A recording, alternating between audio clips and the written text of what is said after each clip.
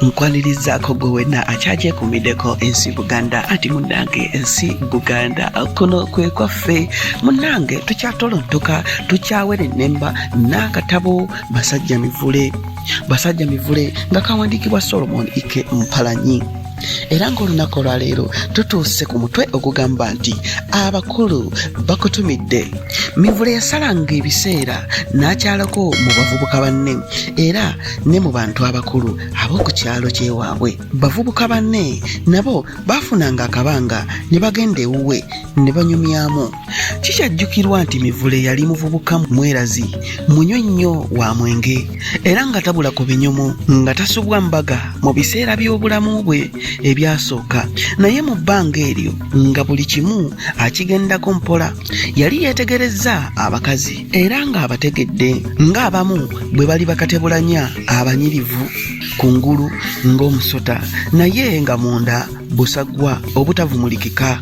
Bwe kityo newankubadde ng'abawala n'abakazi abaali balabika obulungi baali njolo ku kyalo ky'ewaabwe n'ebirala ebyetoolodde, Mivule yagaana okubuga anti nga sekawuka kaali kakulumye bw'okalaba okadduka. Waaliwo abaana abawala bangi abaasulanga bakokojjadde nga Mivule abatudde ku mutima n'omubiri. Ebinyumu Mivule teyabyewalira ddala, naye ng'abimalako akaseera mpaawo we kaaga nga yeemulula okussa ekikowe ng'ali mu kasengeke akaali ku ffumbiro ly'ewaabwe. Akaseera toofa ke yamalanga ku binyumu yabuulizangamu abawala n'ajjula n'okugwa kawansazi anti buli muwala ng'ayagala kwetuukira yeebuulize ku munnakampala. Mivule yasitula nnyo omutindo gw'abaana abawala ogw'okwambala n'okweyonja, kyokka ye musajja wattu nga takimanyi mu kiseera ekyo.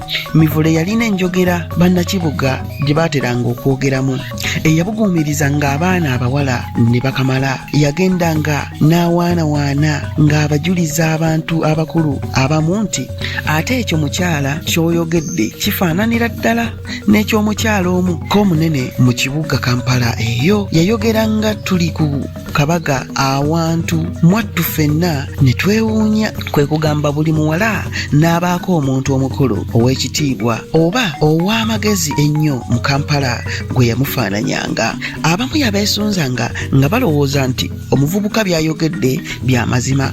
Oluusi bwe yabagambanga nti ebyo birina emirandira miwanvu tulibyogerako olulala. Tewaali muwala yakyala wa Mivule n'atamuwerekerako, kyokka nga yeekumba nnyo okusimattula ebigambo. Bwe yabanga adda mu bibuuzo eby'obukwakkulizo abawala abamu bye baamubuuzanga, zirobola oluusi yakeeyererwanga nnyo emmeeme ng'alaba mutabani we awerekedde abawala. Ye zirobola baataayagalanga olw'ebikolwa byabwe ebibi. Olumu zirobola yazza mutabani we ebbali n'abaako by'amunnyonnyola ku bawala abamu. Mukazi wattu be yalowooza nti mutabani we yandibaagala. Mu kiseera ekyo bakadde ba Mivule tebaayagala kumulowooleza nnyo ku kyayinza okukola ku by'okuwasa, naye bw'atyo n'asanyusa nnyo bakadde be olw'omwoyo omugumu gwe yalina mu kiseera ekyo. Obulamu nga bwe buteesigika buli bbanga, olumbe gye lwava ne gye lutaava mpaawo yamanyaayo. Olunaku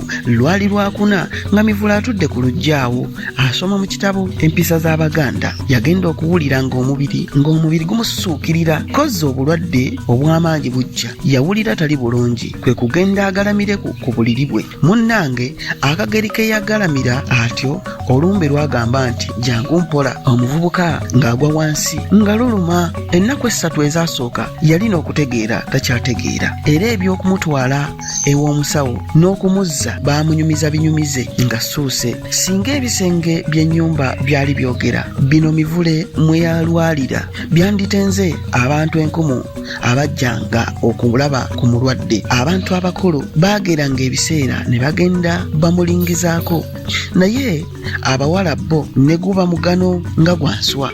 Ebiwala ebitoototo bitibiti byeserejjanga ewa Mivule we yalwalira kata n'obwoya bubiggwe ku ntumbwe. Buli omu yajja mu ngeri ye, kyokka ng'ekigendererwa kyabwe bonna kyali kimu. Abawala abamu baafubanga nnyo okulaga Zirobola nti balumwa nnyo olwa mutabani we okulwala. Abalala baanyiikiranga nnyo okweyoleka eri omulenzi n'obuseko ku matama. Obugambo bwe baamugambanga n'obulabulabo bwe baamutoneranga mbu nga bamwagaliza okusiiba oba okusula obulungi. Mivule yatunuulira ng'omwo mpolampola ng'agalamidde we yalwalira, naye yeetegereza abaana abawala n'abakenenula nnyo, era awo we yasinziira n'okugamba nti singa yali abategedde bw'atyo olubereberye teyandituuse ku buzibu bwe yatuukamu ng'ali e Kampala. Toofa yali anaatera n'okusuuka Edida Nakatudde, omuwala omutoototo omweru ow'ekitema.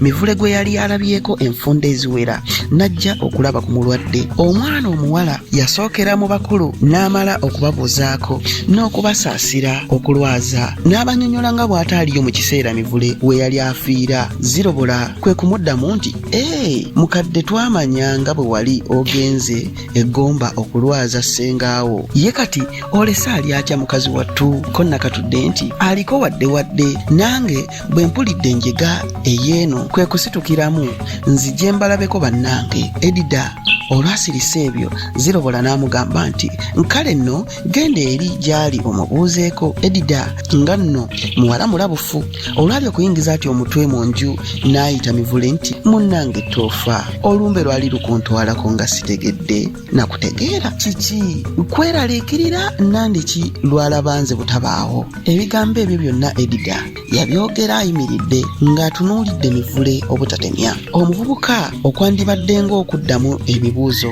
byonna ebyamubuuzibwa yagamba bugambi nti Edi, ojjidde ojje nja kuwona. Ebigambo ebyo byokka byamalayo ebirungi byonna Nakatudde bye yali ayagala. N'okutuula kwa Edida kwasimbula buli mulandira gwa bulwadde mu mubiri gwa Mivule. Edida yali alabika bulungi mu kiseera ekyo. Yali ayambadde boodingi ey'obumulimuli ng'akubiddeko omuwalume. Ku mukono gwe ogwa kkono kwaliko ekisaaganda ky'obukomo. Enviiri yali azisitudde ng'azikubye lubiri nga bwe zaayitibwanga mu kiseera ekyo. Yali anyiridde amyose nnyini akirako ekimyula. Eddoboozi lye lyali lya kigero, si baaluufu so si bondeevu. Ate Mivule ne Edida baayogerera ebbanga ddene okutuusa omuwala lwe yasiibula n'addayo ewaabwe. Zirobola katono ayabikire mu nkwawa awaali akasusu akatono olw'essanyu eryamuliko ng'alaba mutabani we afuŋŋamizza omutima gwe ku muwala Zirobola n'eddiba gwe baali baamwagaliza edda. Era omuwala olwali okugenda, Zirobola n'agenda ewa mutabani we n'akalekuka omubisi omusogolerewo mbwamuwe anyweko, so nga yagenda kulega ku ndowooza ya mwana we gye yalina ku muwala. Abakulu abamu bakwata mpola ebigambo.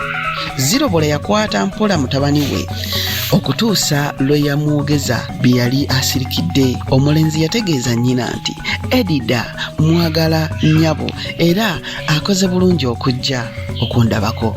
Omulenzi bwe yamala okwatula ekyo n'amanya nti yali yeesibye yekka mu kkomera. Yamalirira obutaddayo kuzanyisa kintu ekikulu bwe kityo. Bazadde be n'aba Edida kye baali baagala okumala ebbanga eddene.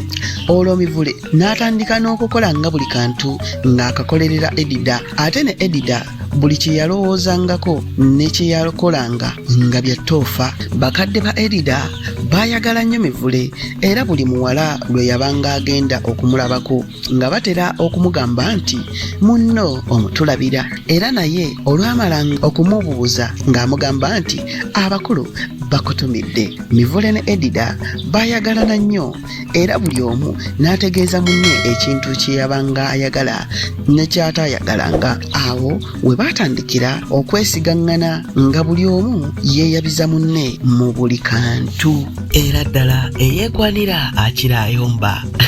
Ndowooza olaba Mivule n'obulwadde nga takyabuwulira anti ng'omukwano gumusensedde mu buli kasomyo na mu buli kasuwa abagalwa abalungi. Ebyo ndowooza tunaabisusaako wano. Kabanda musoke kanzire ekyaggwe tuddingana ate mu kitundu ekinaddako nga tukyali mu katabo kaffe Basajja Mivule akawandiikibwa Solomon Ike Mpalanyi. Anti munnange ensi Buganda kuno okwe kwaffe.